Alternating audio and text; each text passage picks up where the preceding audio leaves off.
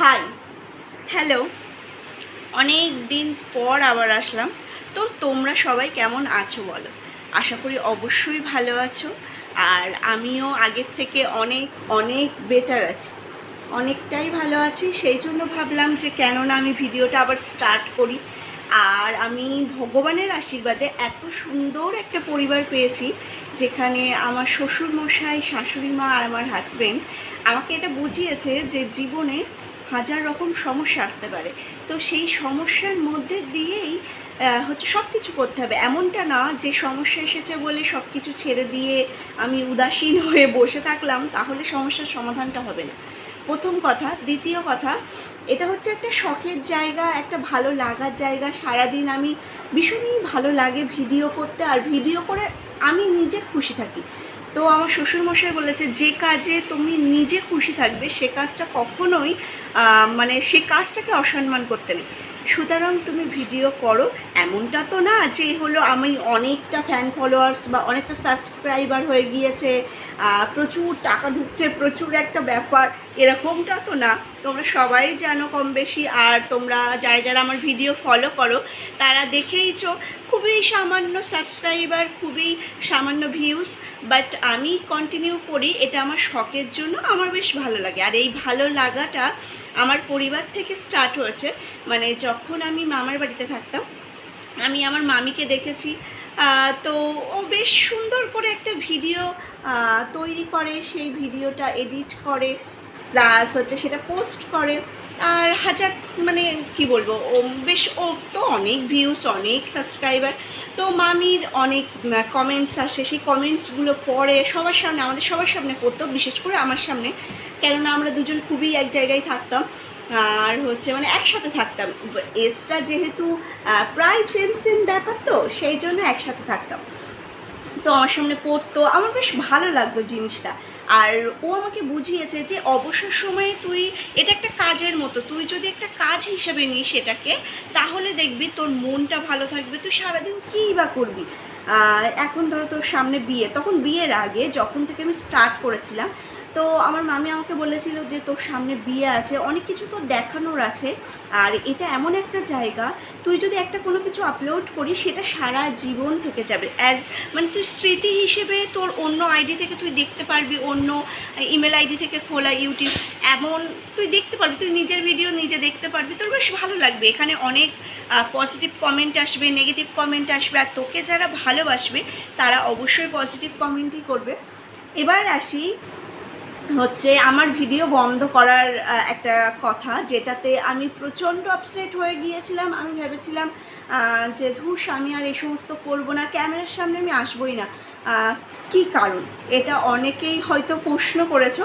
আমি একটা জিনিস দেখলাম, যে আমি রেগুলার ভিডিও পোস্ট করতাম, সেখানে ওই একটা কি দুটো আমার কমেন্ট হয়তো আসতো, খুব বড় জোর হলে 3-4 এরকম।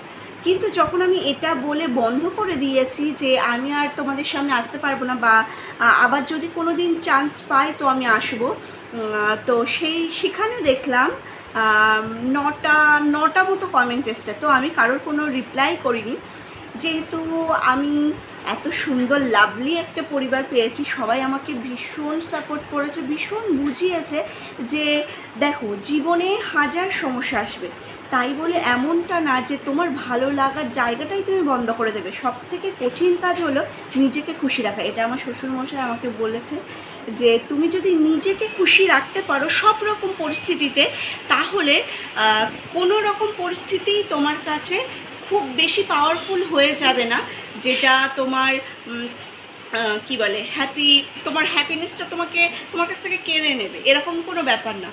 তুমি সব কিছু একদম হাসি মুখে সব কিছু ফেস করতে হবে, তাই সেটা খারাপ জিনিস হোক, ভালো জিনিস হোক।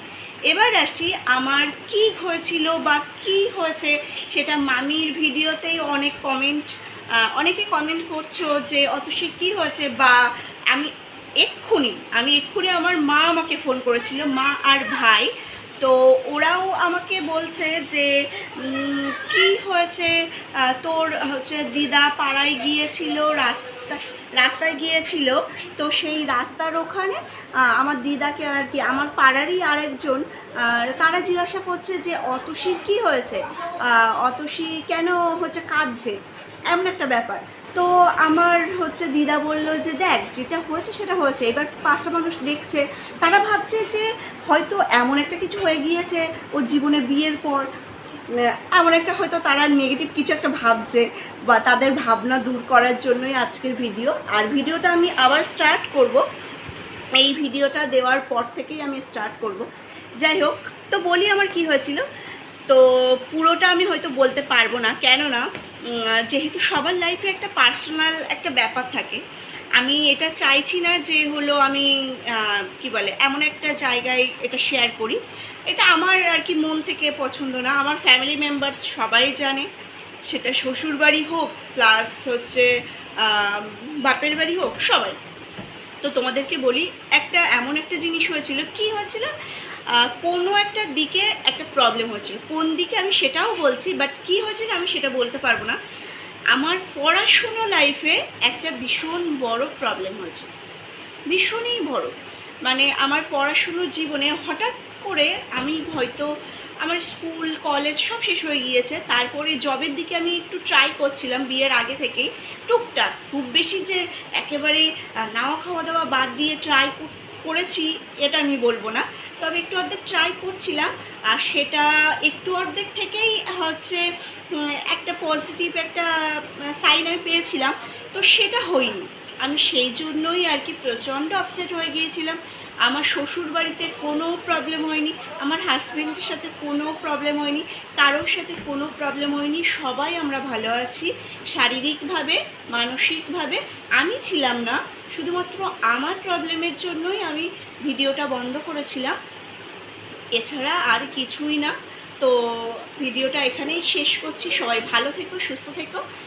আর হচ্ছে আরও একটা কথা বলি, তোমরা একদমই চিন্তা করো না, আমি আগামীকাল থেকে অবশ্যই ভিডিও পোস্ট করব, ঠিক যেমনটা পোস্ট করছিলাম তাই, সেটা বড় হোক বা ছোট হোক, সেটা 6 মিনিট হোক 7 মিনিট হোক, আমি যতটা পারবো মানে এই যেহেতু নতুন সংসার তোমরা বুঝতেই পারছো, টুকটাক কাজ না করলেই নয়। শাশুড়ি মার বয়স হয়ে গিয়েছে আর শ্বশুরমশাইয়েরও বয়স হয়ে গিয়েছে, তবে আমরা 3 জন প্রচুর হেল্প করি একে অপরকে। একটা কাজ সবাই সম্পূর্ণভাবে করে না, আমরা 3 জন মিলেই করি, তাই সেটা যে কাজই হোক, সংসারের কাজ হোক বা বাইরের কাজ হোক।